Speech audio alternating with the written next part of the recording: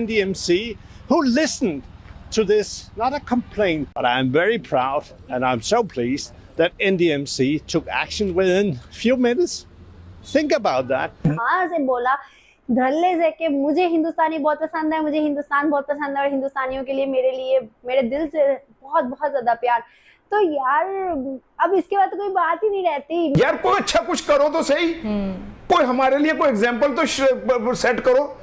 तुम्हारे पास एग्जाम्पल क्या है? मार दिया, 9 जख्मी हो गए, वकील भी जख्मी हो गए। तो आप मुकाबला करते हैं अक्सर इंडिया का कि इंडियन इंस्टीट्यूट ऑफ टेक्नोलॉजी, ताड़ साहब हमारा तो 3-3 करोड़ की लॉट पड़ी हुई है जिसने कभी स्कूल कॉलेज यूनिवर्सिटी का मुंह नहीं देखा। हमारे लिए डूब मरने का मकाम ये है कि कभी सऊदी अरब से भिखारियों की सूरत में हमें निकाला जाता है, तो कभी हमें दुबई की सड़कों में भीख मांगते हुए पकड़े जाते हैं, कभी हम ग्रीस में रेप करते हुए पाए जाते हैं, कभी हम लंदन में जो है इंसानों की बोटियां हांडियों में पकाते पाए जाते हैं। 71 में 51% पाकिस्तान अलग हो गया हमसे। मुझे तो आज तक ये नहीं पता लगा उसका जिम्मेदार कौन है। तुम क्या बात कर रहे हो? ये मुल्क टूट गया। ये जनाह का जो ख्वाब था, जो मेरे तुम्हारे बौजदार ने ख्वाब देखा था। देखिए अखंड भारत तो उनके नजदीक हकीकत है जो कि पूरी होगी। उनका ख्याल यही है, इसलिए उन्होंने जो नई पार्लियामेंट बिल्डिंग बनाई है उसमें सावरकर का फोटो बिल्कुल ऑपोजिट लगा दिया है गांधी के। Great green and now clean New Delhi. This is the service lane. Few hours ago I put up a video to showcase that it could be a mess, but it only takes human action. And here we have the heroes from NDMC who listened to this, not a complaint, just a kind of cry. Why should we leave such a beautiful lane, a service lane, full of trash? And now these great people took action. That is fantastic. Dhanyavad. Thank you. We are not filing complaints because it's not about that. It's not about pinpointing at someone. This is about using your human nature to point at an issue. And it comes to all of us. This is about taking individual action, and that is so important. So we are not raising complaints. I'm not complaining against X, Y, Z, but I'm very proud and I'm so pleased that NDMC took action within few minutes.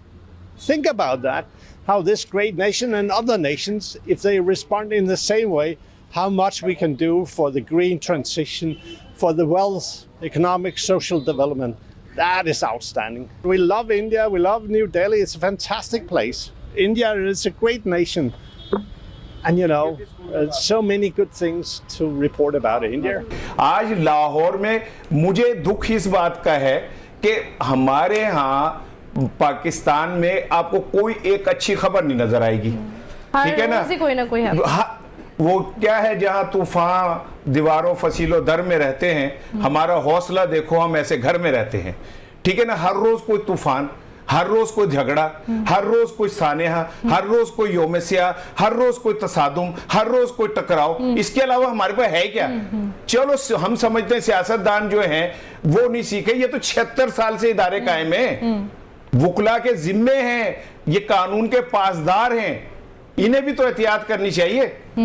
कभी ये जाके cardiology पे हमला कर देते, कभी इनके अंदर कोई अगर पुलिस वाला फंस जाए उनको नहीं माफ करते। ठीक है ना? तो क्या हम लोग जो हैं कोई जंगल में रहने वाले लोग हैं जिसके अंदर जो जितना ताकतवर है वो उतना कामयाब है? ऐसे ही है। कोई जंगल में भी रूल है, जंगल में भी शेर सबको नहीं मारता, हाथी सबको नहीं रोनता, चीता सबको नहीं फाड़ देता। ठीक है? वहां पे सांप सबको नहीं डसता। सही कह रहे हैं साहब। जंगल के भी कोई रूल है, हमारा कोई रूल ही नहीं है। पागलों की तरह तसादुम, वो एहतिजाज कर रहे हैं, उन्हें मारो, वो उन्हें मारेंगे, थाने में घुस जाओ, इधर लड़ाइयां उधर लड़ाइयां, कहीं कोई हमने आइडियल, कोई हमने कभी कोई ऐसा कोई खूबसूरत सी मिसाल, वो एक खातून एसपी ने जो बचाया था एक जोड़े को पिछड़ा में, ठीक है, हमने कितनी इज्जत दी उनको, बिल्कुल कितना एक मुकाम दिया उस क्रिश्चियन भाई को, हमने कितना मुकाम दिया, हमने उसको सदारती अवार्ड दिया। यार कोई अच्छा कुछ करो तो सही, कोई हमारे लिए कोई एग्जांपल तो सेट करो। ताड़ साहब, आजकल भारत के जो मिनिस्टर फॉर एक्सटर्नल अफेयर है डॉक्टर जयशंकर, वो जिस महफिल में भी बैठते हैं, आज भी कहीं बैठे हुए थे तो वो कह रहे थे जी आजाद कश्मीर हमारा है, वो हमने वापस लेना है, ये हमारी कौम। आज भी कहीं बैठे हुए थे तो वो कह रहे थे जी आजाद कश्मीर हमारा है, वो हमने वापस लेना है, ये हमारी कौम है, वो हमने वापस लेना है, ये हमारी कौम से कमिटमेंट है। This is our commitment. आप क्या समझते हैं, क्या वो समझते हैं पाकिस्तान कमजोर हो गया है, या क्या आप समझते हैं कि जैसे पाकिस्तान मकबूजा कश्मीर की बात करता रहता है, लेना है तो वो कहते हैं हम भी कहते रहेंगे लेना है, तो एक बस रेटरिक रखो।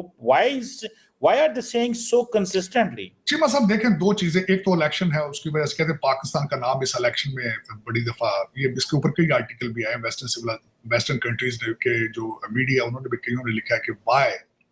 आपको पता है कि पिछले दिनों में जो भारत की ताकतवर लोग थे वो पाकिस्तान का नाम नहीं लेते थे। इस इलेक्शन में उन्होंने लेना शुरू कर दिया। एक बड़े खूबसूरत आर्टिकल आए हैं कि why now they are calling Pakistan, why they are saying खुश के मारेंगे। और दूसरा, ठीक है उनका सवाल, आपका सवाल क्या, आपके सवाल से सवाल पूछना चाहूंगा, क्या आप ताकतवर हैं? क्या आप आजाद कश्मीर को डिफेंड करने की सलाहियत रखते हैं? ये क्वेश्चन। ताड़ साहब रखते हैं, एडी भी गल कोई नहीं। ताड़ साहब साढ़े को बम ने, साढ़े को बरूद है, साढ़े को मिसाइल ने, फौज है, अवाम है। ताड़ साहब ऐसी भी बात नहीं है। अब ठीक है, वो डॉक्टर जयशंकर कह रहे हैं हमारे लोग तो जवाब ही नहीं देते उनकी बात का।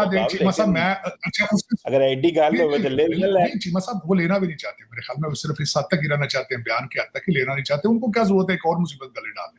चीमा साहब जो दूसरी चीज ये है, आप अगर टीटीपी के सामने लेट जाएं तो क्या सिग्नल जाता है? अगर आप टीटीपी के खिलाफ अपने आप को डिफेंड ना कर सकते हो तो दुनिया को क्या सिग्नल जाएगा? यही सिग्नल जाएगा ना कि आप सलाहियत नहीं रखते, तो फिर बयान देंगे ना, जवाब बनता है उसका। आप एक बॉर्डर को डिफेंड करने की सलाहियत ना रखते हो तो किस तरह सोचा जाए कि आप दूसरे बॉर्डर पे अपने आप को डिफेंड कर लेंगे? आप सलाहियत नहीं रखते, यही सिग्नल जाएगा ना। और ये जा रहा है, और उधर इलेक्शन है, उस पर वो कर रहे हैं। और लेकिन चीमा साहब वहां से पहले भी सवाल आते रहे, पहले भी आवाजें आती रही हैं, बल्कि ये तो डॉक्टर जयशंकर साहब ने तो छोटी सी बात की, मेरा ख्याल है राजनाथ साहब ने कहा था कि we have ability to take Pakistan occupied Kashmir in 24 hours. हमारी तरफ से किसी ने जवाब नहीं दिया था, कोई जवाब। तो चीमा साहब दर हकीकत अगर देखा जाए तो आप कहते हैं कि वो ले लेंगे, वो जो वहां पे मुसलमान जो 22-23 करोड़ है वो उनसे बेजार हैं, तो वो कश्मीर लेकर वो उन्होंने और मुसीबत गले डाल दी। उनको क्या जरूरत है कि ये और मुसीबतें गले डालते रहे?